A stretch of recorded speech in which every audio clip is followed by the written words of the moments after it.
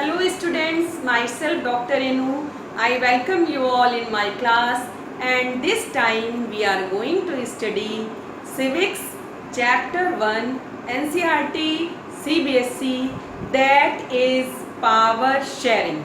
Power Sharing chapter को start करने से पहले बच्चों ये जान लेना आवश्यक हो जाता है, ज़रूरी हो जाता है, कंपलसरी हो जाता है कि कौन कौन से ऐसे टॉपिक हैं जो एग्जामिनेशन पर्पज से इम्पॉर्टेंट हैं. So let's take a quick glance of these important topics.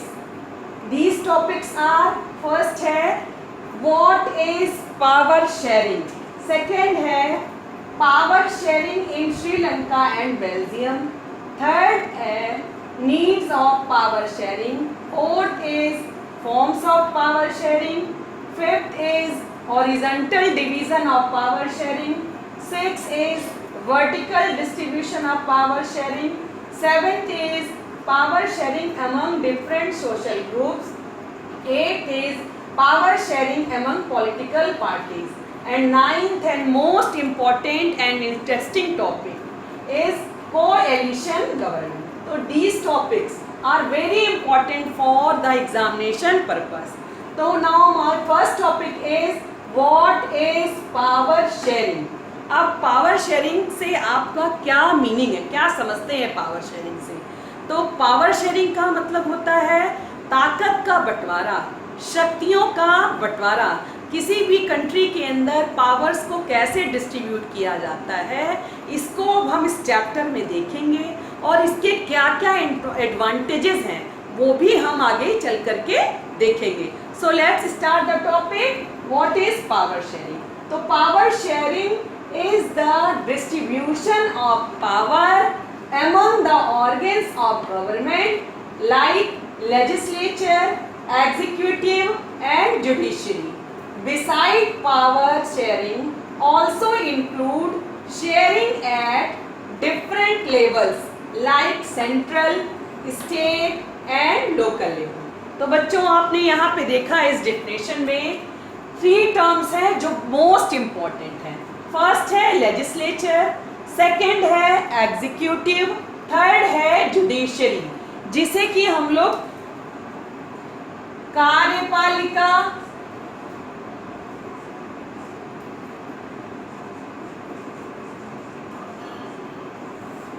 विधायिका,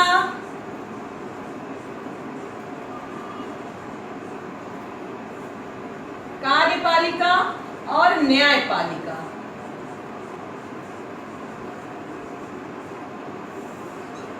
के नाम से भी जानते हैं. लेजिस्लेचर मीन्स विधायिका, एग्जीक्यूटिव मीन्स कार्यपालिका और जुडिशरी मीन्स होता है न्यायपालिका. तो विधायिका का काम यही होता है कि वो पूरे देश के लिए रूल्स एंड रेगुलेशंस को फॉर्म करता है. अब उसके आगे नेक्स्ट स्टेप होता है एग्जीक्यूटिव्स का. तो लेजिस्लेचर में आपका क्या आ जाता है बच्चों? लेजिस्लेचर में आ जाएगा आपका प्रेसिडेंट इन्वॉल्व हुआ, प्रेसिडेंट और आपकी जो पार्लियामेंट है उसके दोनों houses, lower house and upper house, जो कि लोकसभा और राज्यसभा के नाम से जाने जाते हैं. अब आपका आ जाएगा एग्जीक्यूटिव. एग्जीक्यूटिव का काम क्या होता है कि जो लेजिस्लेचर या विधायिका में जो रूल्स फॉर्म होते हैं उनको इम्प्लीमेंट करवाना, उनको लागू करवाना. तो इसमें आपके आ जाएंगे president, vice president, prime minister और उनके कैबिनेट मिनिस्टर. कैबिनेट मिनिस्टर में आ जाएंगे आपके rail minister, home minister, defence minister, ये सारे आ जाएंगे. अब नेक्स्ट हमारा जो टर्म है जुडिशरी. जुडिशरी जिसको कि न्यायपालिका भी बोलते हैं. जुडिशरी में क्या होता है? Rules of law. लॉ मतलब कि नियम कानून बनाए जाते हैं, क्योंकि जो विधायिका ने रूल बना दिए और एग्जीक्यूटिव ने या कार्यपालिका ने उसको लागू करवा दिया, अब लोगों को उसका पालन करवाने का काम किसका होता है? जुडिशरी या न्यायपालिका का होता है. तो इसमें आपका आ जाएगा supreme court, high court and lower court. तो इस तरीके से हम ये देखते हैं कि पावर शेयरिंग जो है वो शक्तियों का बंटवारा है डिफरेंट ऑर्गन्स में. ये गवर्नमेंट के डिफरेंट ऑर्गन्स है. 3 organs of the government, legislature,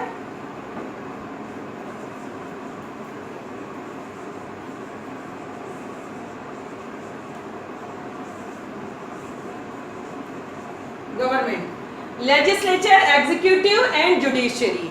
इसके अलावा भी एक और लेवल की बात की गई है, central, state and local level. Central level वो होता है, सपोज कीजिए कि इंडिया है, इंडिया एक कंट्री है और उसकी दिल्ली में जो है वहाँ से सेंट्रल सरकार या नरेंद्र मोदी जो हमारे प्राइम मिनिस्टर हैं वो हमारे केंद्र की सरकार को चलाते हैं, पूरे देश के लिए रूल्स को फॉर्म करते हैं। अब स्टेट गवर्नमेंट का एग्जाम्पल हो जाएगा आपका यूपी गवर्नमेंट। यूपी गवर्नमेंट के चीफ मिनिस्टर कौन है?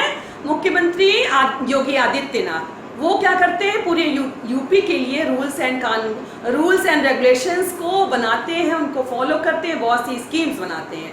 तो तुम्हारा सेंट्रल गवर्नमेंट का एग्जाम्पल हो गया नरेंद्र मोदी की गवर्नमेंट और स्टेट गवर्नमेंट का एग्जाम्पल हो गया योगी आदित्यनाथ की गवर्नमेंट। अब हमारा हो गया लोकल लेवल पर। लोकल लेवल पर हमारा हो जाएगा गांव में जो होती है पंचायतें, वो लोकल लेवल पर गवर्नमेंट का एग्जाम्पल है पावर शेयरिंग का।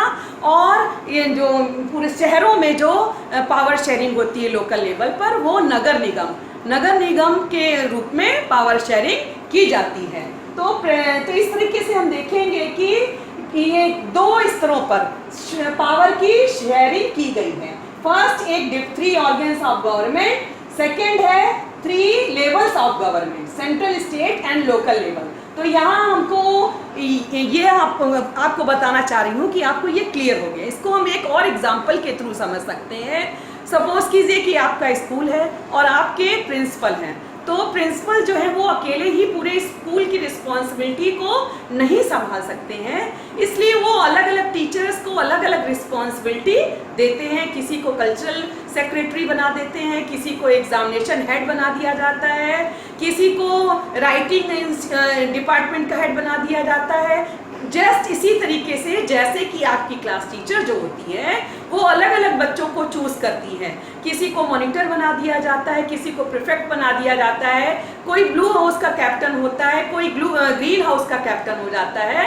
तो ये सब क्या है बच्चों, ये सब क्या है, ये सब पावर शेयरिंग ही है, शक्तियों का बंटवारा है।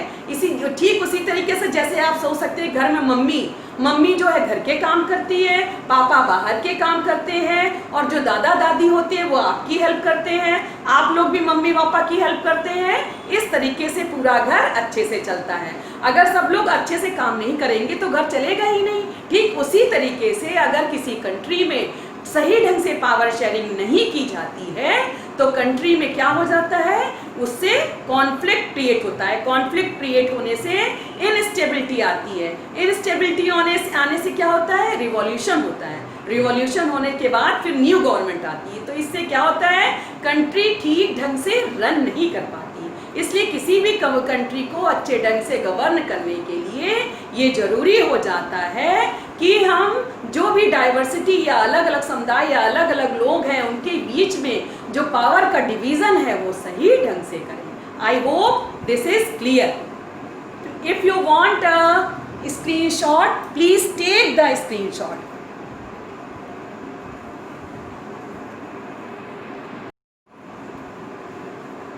सो लेट्स स्टार्ट द टॉपिक। अभी जस्ट मैंने आपको डिस्क्राइब किया कि पावर शेयरिंग क्या होता है और डिफरेंट ऑर्गन्स ऑफ गवर्नमेंट में पावर की शेयरिंग कैसे की जाती है, डिफरेंट लेवल्स ऑफ गवर्नमेंट में पावर की शेयरिंग की जाती है। अब माय नेक्स्ट टॉपिक है power sharing in Sri Lanka and Belgium. अब ये दो ऐसे कंट्रीज़ हैं जिन्होंने अपने देश को रन करने के लिए दो अलग अलग अप्रोचेस का यूज़ किया जिससे कि वो अपनी कंट्री को रन कर सके। ऐसा इसलिए इन्होंने किया क्योंकि इनकी कंट्रीज़ में कॉन्फ्लिक्ट क्रिएट हो रहे थे, क्योंकि इन कंट्रीज़ में अलग अलग लैंग्वेजेस पाई जा रही थी जो आपस में कोऑपरेट नहीं करना चाह रही थी, और इसको डील करने के लिए वहाँ की गवर्नमेंट ने अलग अलग अप्रोचेस का यूज़ किया। तो ये जानने से पहले कि कौन से अप्रोचेस का यूज़ किया, हमको इन कंट्रीज़ की एथनिक कंपोजिशन को जान लेना ज़रूरी है। तो सबसे पहले हम बात करते हैं बेल्जियम की। बच्चों बेल्जियम कहाँ पे सिचुएटेड है? बेल्जियम यूरोप में स्थित है। यूरोप में फ्रांस के जस्ट ऊपर स्थित है। नीदरलैंड, लग्जमबर्ग आदि जो कंट्री हैं ये इससे उनके बॉर्डर्स मिलते हैं। तो बेल्जियम यूरोप में सिचुएटेड है और यहाँ हम देखेंगे कि ये बेल्जियम ये बना हुआ है। बेल्जियम दो पार्ट में डिवाइड है। पहला है, दो रीजन में डिवाइड है। फर्स्ट रीजन है फ्लेमिश रीजन। फ्लेमिश रीजन वो रीजन है जहाँ पर कि डच बोलने वाले, डच लैंग्वेज को बोलने वाले लोग रहते हैं, डच स्पीकिंग पीपल रहते हैं, वो 59% है, 59% है। सेकेंड जो ये आपका ये जो रीजन आप देख रहे हैं, ये वेलोनिया रीजन है। ये वेलोनिया रीजन है, यहाँ पर फ्रेंच स्पीकिंग पर्सन रहते हैं जो कि 40% है। अब ये जो 1% का एरिया, ये जो आपको ब्लैक क्रॉस क्रॉस दिख रहा है, ये 1% है जर्मन स्पीकिंग, ऐसे लोग हैं जो कि जर्मन को बोलते हैं। अब आप ये बीच में ब्लैक ब्लैक डॉट देख रहे हैं, ये बेल्जियम की कैपिटल ब्रसेल्स है। बेल्जियम की कैपिटल ब्रसेल्स है। बच्चों, हमारे देश की कैपिटल का क्या नाम है? दिल्ली। तो जिस तरह हमारे देश की कैपिटल है दिल्ली, ठीक उसी तरह से बेल्जियम की कैपिटल है ब्रसेल्स। तो ब्रसेल्स में अगर हम देखें तो बेल्जियम का जस्ट अपोजिट पाया जाता है। ब्रसेल्स में 80% फ्रेंच बोलने वाले हैं और 20% डच बोलने वाले हैं। जबकि हम पूरे ओवरऑल बेल्जियम में देखें तो डच बोलने वालों की संख्या ज़्यादा है और फ्रेंच बोलने वालों की संख्या कम है, लेकिन ब्रसेल्स में फ्रेंच बोलने वालों की ज़्यादा है और डच की कम है। इस तरह से हम देखते हैं कि पूरे बेल्जियम में डच स्पीकिंग जो है वो क्या करते हैं, मेजॉरिटी में है। डच बोलने वाले मेजॉरिटी मीन्स होता है ज़्यादा संख्या में, ज़्यादा मात्रा में जब कोई चीज़ पाई जाती है, बल्क में पाई जाती है, तो वो मेजॉरिटी कहलाती है। तो पूरे कंट्री में, पूरे बेल्जियम में डच जो है वो मेजॉरिटी में है, लेकिन कैपिटल में जो पूरे देश की जो कैपिटल है ब्रसेल्स में, वहाँ माइनॉरिटी में पाई जाती है। माइनॉरिटी मीन्स कम संख्या में पाया जाना, कम मात्रा में पाया जाना। ये तो हो गई ब्रसेल्स की बात। इतना तो आई होप दिस इज क्लियर। अब नेक्स्ट हम बात कर रहे हैं श्रीलंका की। श्रीलंका के नाम से आप लोग पहले ही फैमिलियर हैं।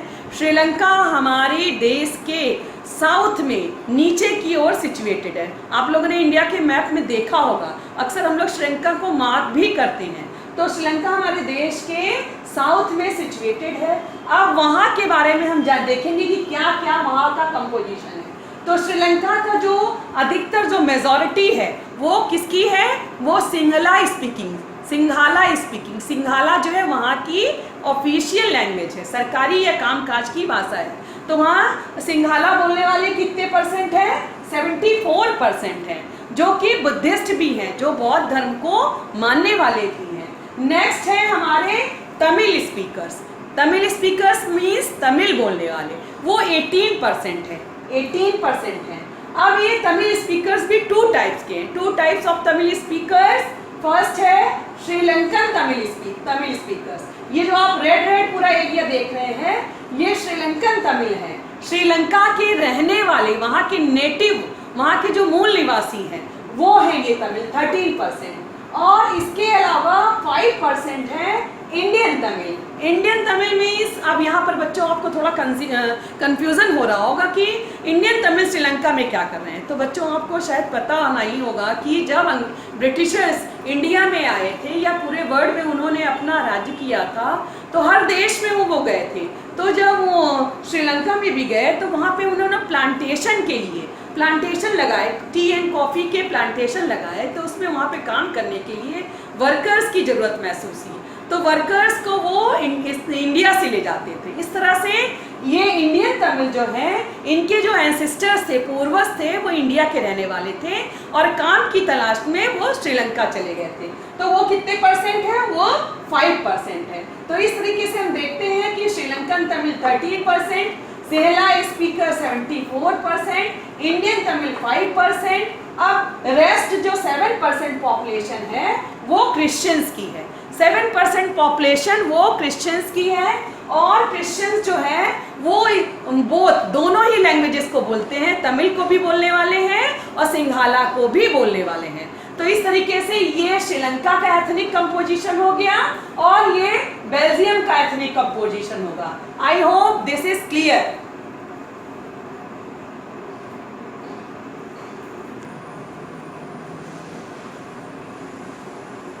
So kids, let's start the topic. Before this topic, I have described you ethnic composition of Belgium and Sri Lanka.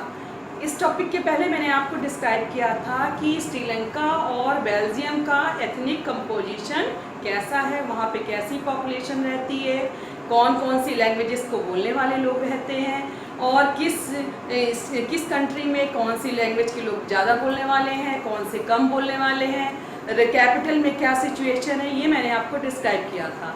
तो अभी मैंने आपको ये बताया कि जो दोनों देश थे श्रीलंका और बेल्जियम, इन्होंने अपने कंट्री को रन करने के लिए, अपने कॉन्फ्लिक्ट्स को सॉल्व करने के लिए एक अलग तरीके से डील किया और दोनों ही देशों ने दो नए अलग अलग अप्रोचेस का यूज़ किया। अब हम आगे देखेंगे कि वो अप्रोचेस क्या हैं। फर्स्ट हम देखेंगे कि श्रीलंका में किस अप्रोच का यूज़ किया गया। श्रीलंका में मेजॉरिटेरियनिज्म का यूज़ किया गया। What is majoritarianism? Majoritarianism is a belief that the majority community should be able to rule a country in whichever way it by disregarding the wants, wishes and needs of the minority. It means इसका ये अर्थ हुआ कि majoritarianism या बहुमत या बहुसंख्यक जो वो होते हैं जो कि संख्या में ज़्यादा हों, तो श्रीलंका में एक ऐसी प्रणाली का यूज़ किया कि जो संख्या में ज़्यादा है उनको ज़्यादा पावर दे दी जाए, उनके पास ज़्यादा शक्तियाँ रहें, वो ही जितने डिसीज़न मेकिंग है उसमें ज़्यादा पार्टिसिपेट करें। तो इस तरीके से श्रीलंका में इस प्रणाली का यूज़ किया गया।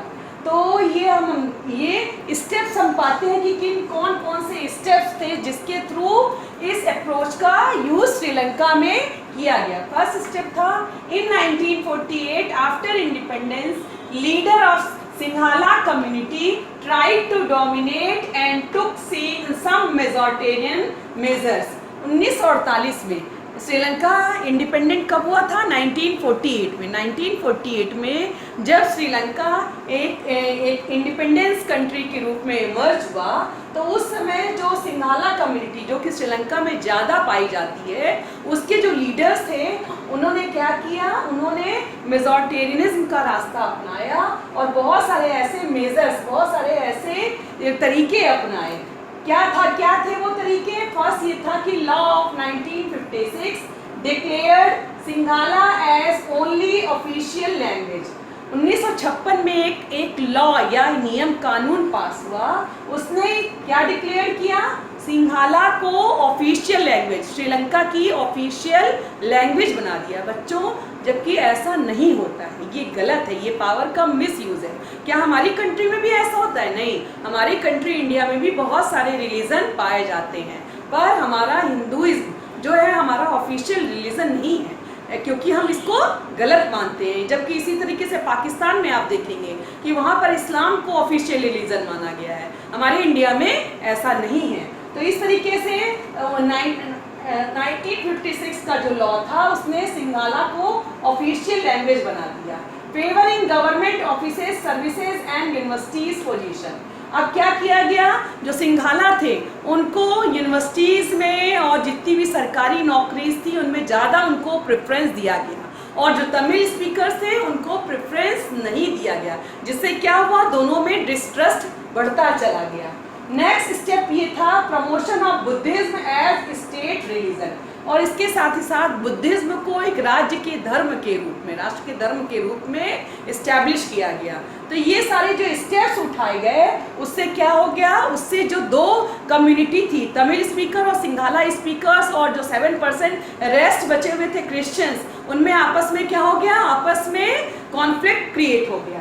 अब उसके क्या रिजल्ट हुए, ये जो पॉलिसी अपनाई गई उसके क्या आउटकम्स आए? आउटकम्स ये आए कि these measures created feeling of inequality among Sri Lankan Tamils, felt that these policies denied equal political rights and opportunities.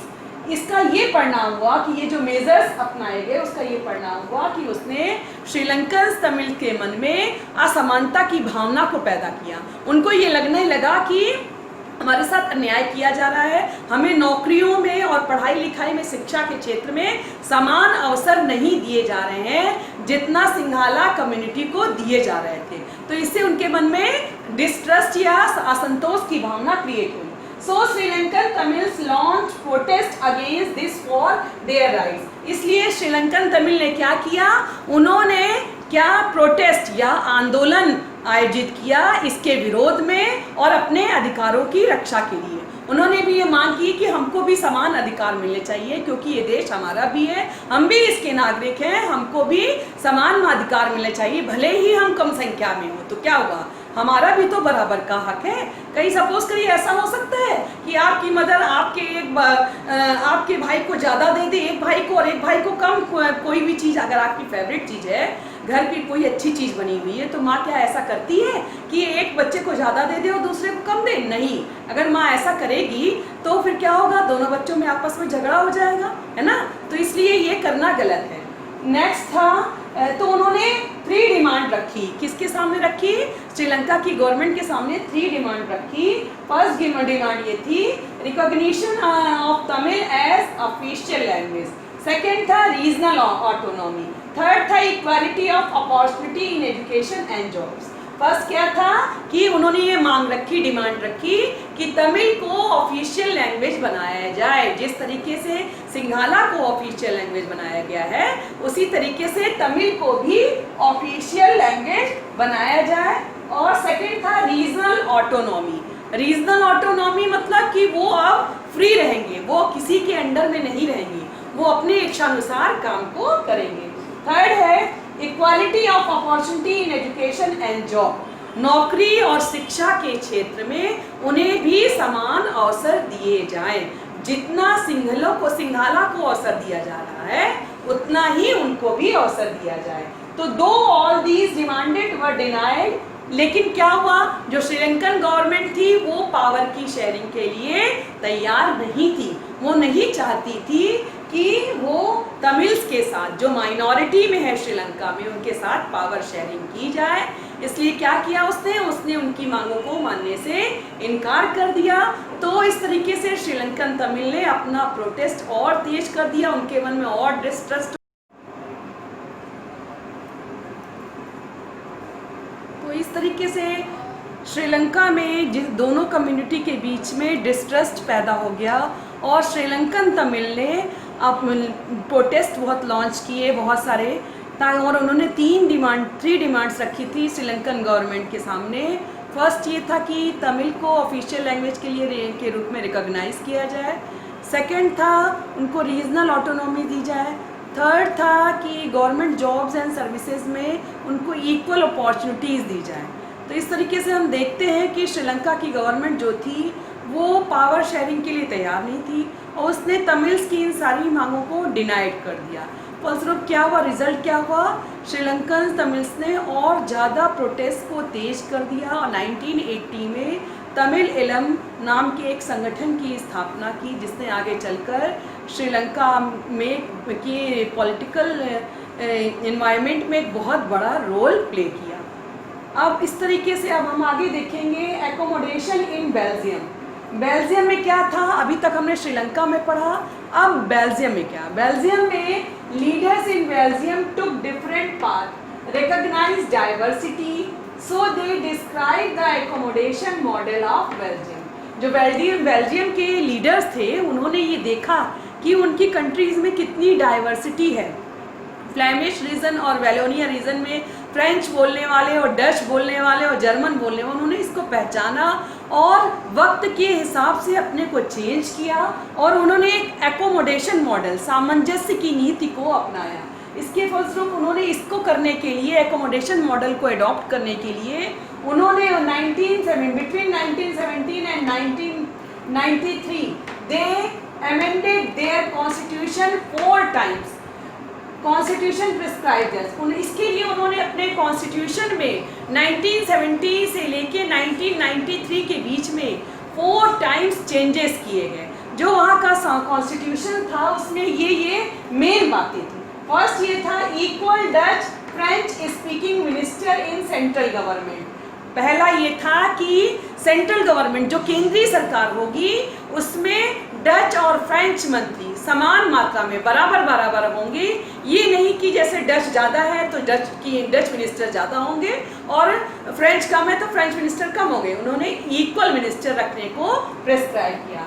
Second था powers were given to state government, they are not subordinate to central government. अब ये क्या था कि जो शक्तियां थी, powers जो थी वो स्टेट गवर्नमेंट को भी दी गई।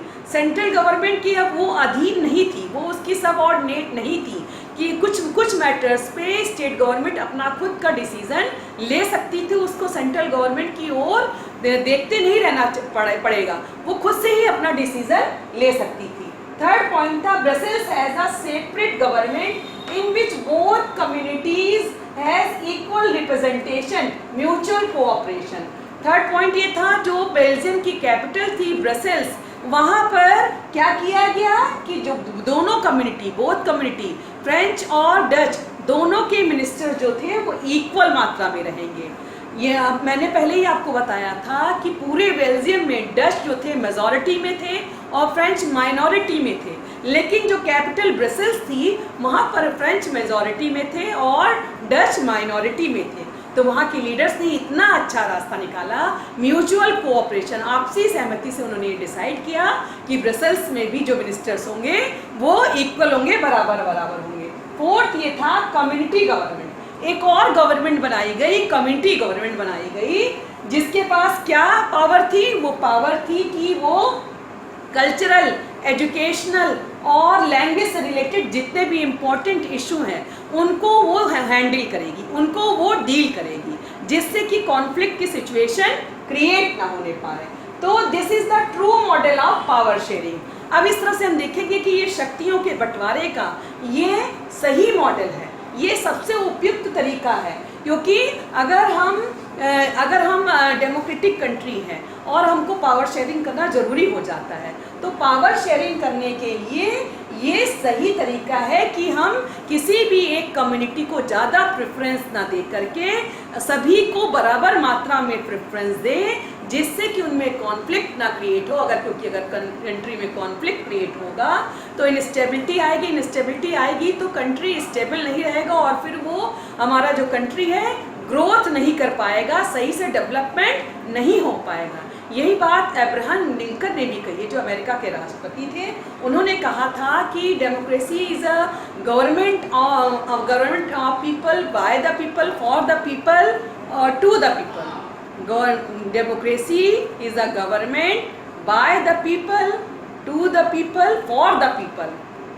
तो हम ये देखते हैं कि इस बेल्जियम में इस समस्या का बहुत अच्छे से समाधान किया गया। जब इतने अच्छे से समाधान किया गया तो आगे चलकर जो यूरोपियन यूनियन बनी थी, यूरोपियन यूनियन क्या है? यूरोपियन यूनियन मतलब यूरोप में जितने भी कंट्री थे, most of the countries, London है, नीदरलैंड है और ये स्पेन, यूरोप, ये जो 28 कंट्रीज थी, इन्होंने आपस में ट्रेड के लिए, बिजनेस के लिए एक आपस में एक यूनियन बना लिया था और वहाँ पर एक ही करेंसी को वैल्यू दी गई थी। तो इस तरीके से ब्रसेल्स को यूरोपियन यूनियन का हेडक्वार्टर चुना गया, इतने अच्छे से एकोमोडेशन करने के लिए, अपनी डाइवर्सिटी को मेंटेन करने के लिए, क्योंकि वहाँ पे इन्होंने जो मॉडल को यूज़ किया तो उनकी जो कंट्री थी इतनी डाइवर्सिटी थी, जो डाइवर्सिटी थी वो क्या कर सकती थी? प्रॉब्लम क्रिएट कर सकती थी, कॉन्फ्लिक्ट क्रिएट कर सकती थी, लेकिन इस मॉडल ने कॉन्फ्लिक्ट को क्रिएट होने से बचा लिया और देश को एक ग्रोथ के रास्ते पर ले गई। वहीं अगर हम कंपेयर करें श्रीलंका की, तो श्रीलंकन गवर्नमेंट ने पावर को शेयर नहीं किया, तो पावर शेयरिंग ना करने की वजह से बहुत सारी प्रॉब्लम्स क्रिएट हो गई और बहुत सारी प्रॉब्लम्स क्रिएट हुई, जिससे कि जो श्रीलंका एक समय था अपने इकोनॉमी के लिए बहुत फेमस था, बहुत अच्छी उसकी इकोनॉमी थी, धीरे धीरे वो किस ओर चला गया? डिग्रेड होता गई, मतलब कि वो पतन के रास्ते पर चला गया। धीरे धीरे उसकी जो आर्थिक व्यवस्था थी वो खराब होती चली गई। क्यों खराब हो गई? क्योंकि उन्होंने पावर को शेयर नहीं किया। इसलिए ये जरूरी हो जाता है किसी भी कंट्री के लिए कि वो पावर को शेयर सही तरीके से करे।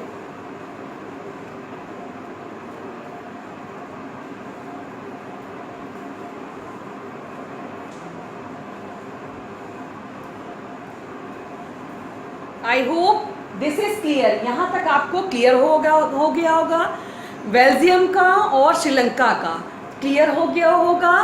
तो अगर आपको मेरी क्लासेस पसंद आती हैं स्टूडेंट्स, तो प्लीज़ लाइक, सब्सक्राइब और कमेंट करना ना भूलें। और अगर आपको कोई भी प्रॉब्लम है तो मेरे कमेंट बॉक्स में जाकर के आप कमेंट कर सकते हैं। मैं नेक्स्ट सेशन में आपको आपकी उस प्रॉब्लम को सॉल्व अवश्य करूँगी। Thank you.